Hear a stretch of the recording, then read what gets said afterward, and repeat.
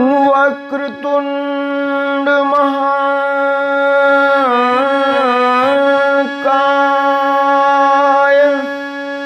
सूर्यकोटि समप्रभ निर्विघ्नं कुरु मे देव सर्वकार्येषु सर्वदा।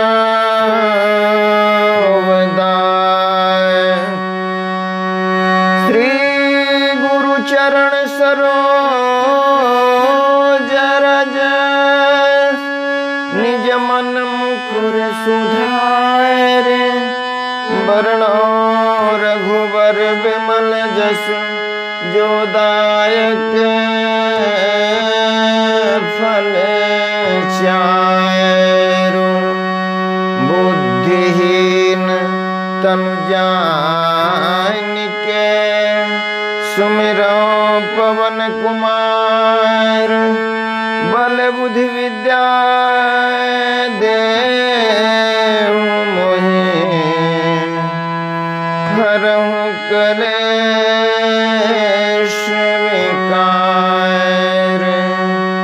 या देवी सर्वभूतेषु बुद्धिरूपेण संस्थिता नमस्तस्यै नमस्तस्यै नमस्तस्यै नमो नमः।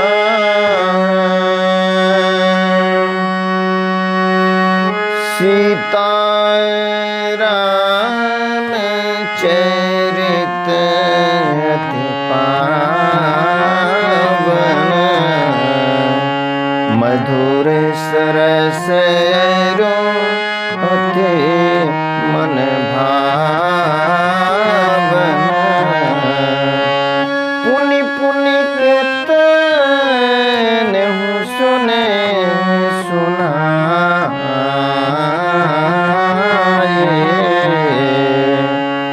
ये की प्यासे बुझत न बुझाए। भरत प्रिय रामचंद्र की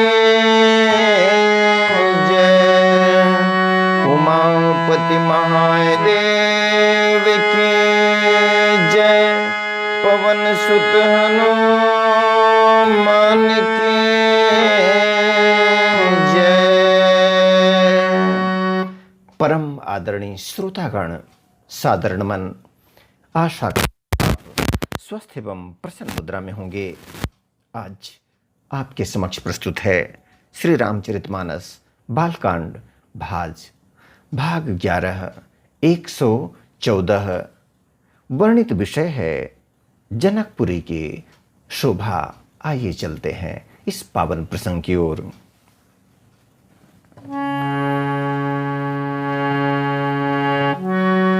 चले राम लक्ष्मण मुनि संगा गए जहाँ जग पावन गंगा।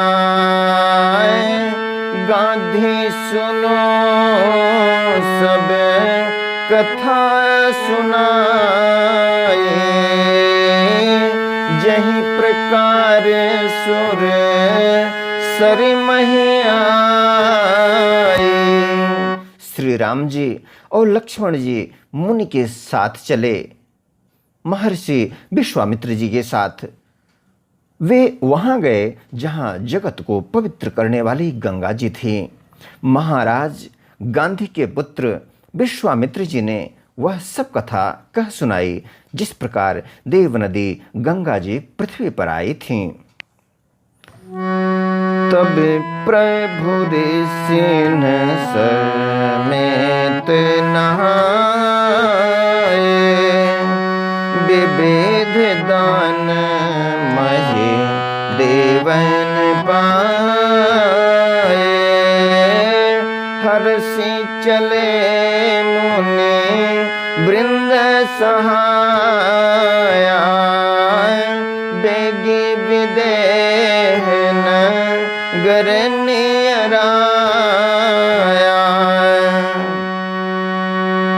प्रभु ने ऋषियों सहित गंगा जी में स्नान किया। ब्राह्मणों ने भांति भांति के दान पाए। फिर मुनिवृंद के साथ वे प्रसन्न होकर चले और शीघ्र ही जनकपुर के निकट पहुंच गए। पुर रम्य ताय राम जबे देखे, हर से नो जैसे मेत बिसेखे, बापी को रित सरनायना, सलिल सुधाय समय मनीषो पायना। श्री राम जी ने जब जनकपुरी की शोभा देखी तब वे छोटे भाई लक्ष्मण सहित अत्यंत हर्षित हुए। वहाँ अनेकों बावलियाँ, कुएं, नदी और तालाब हैं जिनमें अमृत के समान जल है और मणियों की सीढ़ियां बनी हुई हैं। गुंजत मंजू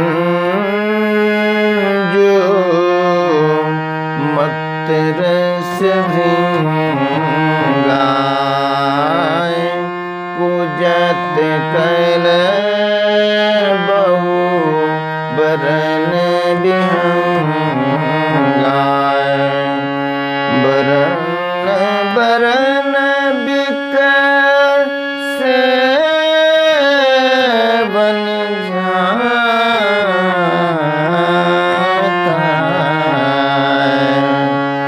त्रिविध समेर सदा सुखदायता। मकरंद रस से मतवाले होकर भौरे सुंदर गुंजार कर रहे हैं। रंग बिरंगे बहुत से पक्षी मधुर शब्द कर रहे हैं। रंग रंग के कमल खिले हैं। सदा सब ऋतुओं में सुख देने वाला शीतल मंद सुगंध पवन बह रहा है। सुमन बाटिका बाग बन, विपुल विहंग निवास, फूलत फलत सुपल्लवत, शोभत पुर चहुपास। पुष्प वाटिका, फुलवारी, बाग और वन जिनमें बहुत से पक्षियों का निवास है। फूलते फलते और सुंदर पत्तों से लदे हुए नगर के चारों ओर सुशोभित हैं। बनईन बरनत नगर निकाई, जहाँ जाई मन ताई लुभाई, चारू बजारू विचित्र अमारे, मणिमय विधि जनो स्वकर समारे। नगर की सुंदरता का वर्णन करते नहीं बनता। मन जहाँ जाता है वहीं लुभा जाता है, रम जाता है। सुंदर बाजार हैं, मड़ियों से बने हुए विचित्र छज्जे हैं, मानो ब्रह्मा ने उन्हें अपने हाथों से बनाया है। धनिक बनिक बर धनद समाना, बैठे सकल वस्तु लेना, चौहट सुंदर गली बायरी, मणिमय विधि जनो स्वकर समायरे। चौहट सुंदर गली सुहाई, संतत रहि सुगंध सिंचाई। कुबेर के समान श्रेष्ठ धनी व्यापारी सब प्रकार की अनेक वस्तुएं लेकर दुकानों में बैठे हैं। सुंदर चौराहे और सुहावनी गलियां सदा सुगंध से सिंची रहती हैं। मंगलमय मंदिर सबके रे,